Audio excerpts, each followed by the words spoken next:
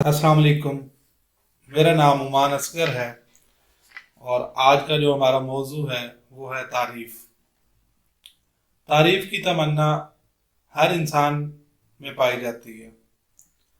तारीफ से इंसान के अंदर का जो फन है वो आश्कार होता है। कोई भी जिसके अंदर इंसान के अंदर कोई खाबिदा फन हो वो तारीफ के ज़रिए से ही जगाया जा सकता है। अब देखिए, हम सब अपनी ज़िंदगियों में इतने मसरूफ़ हैं और इतने मामलात करते हैं, लेकिन हमने कभी किसी की तारीफ़ नहीं की, किसी का शुक्रिया अदा नहीं किया।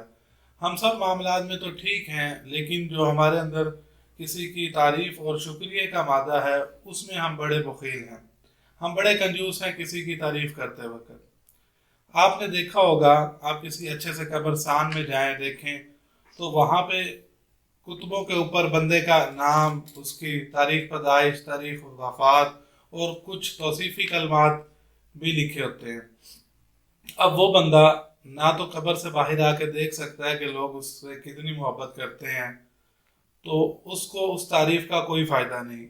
अगर उसकी यही तारीफ उसकी ज़िंदगी में की जाती तो वो उसको बहुत ज़्यादा फ़ायदा देती, उसको ताकत देती कि उसके जो इर्द गिर्द लोग हैं वो उससे मोहब्बत करते हैं।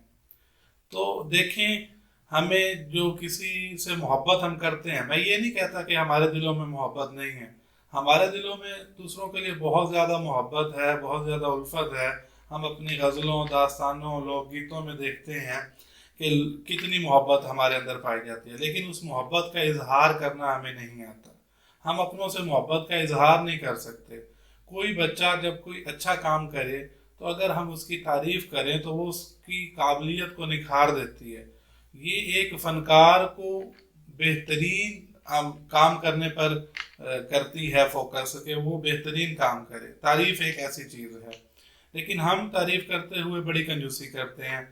अब कोई बंदा अपने माँ बाप से मोहब्बत करता है, लेकिन वो उस मोहब्बत को बता नहीं पाता और मरने के बाद वो मोबाइल पे स्टेटस लगा रहा होता है, लोगों को कह रहा होता है कि मेरे वालिद बड़े अच्छे थे, मैं उनसे बड़ी मोहब्बत करता हूँ।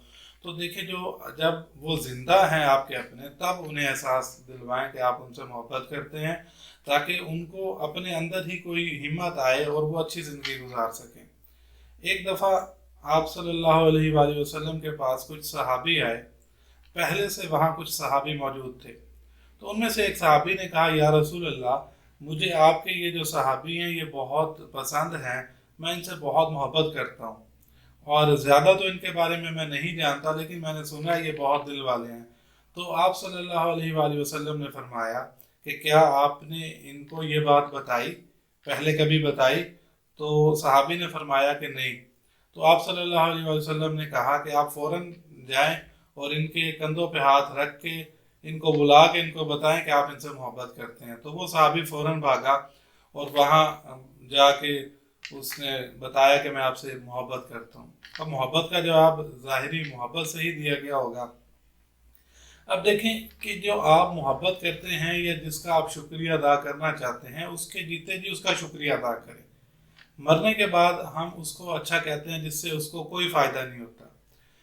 तो आप जब कभी किसी रेस्टोरेंट पे जाएं, किसी होटल पे जाएं, तो आपको कोई खाने में शिकायत हो, आप होटल के मालिक को या होटल के मैनेजर को बुला के बेशक जितना मर्जी बुरा भला कह दें, लेकिन कभी भी आप जो वेटर वहाँ पे मौजूद होते हैं उनके साथ गलत रवैया ना इख्तियार करें।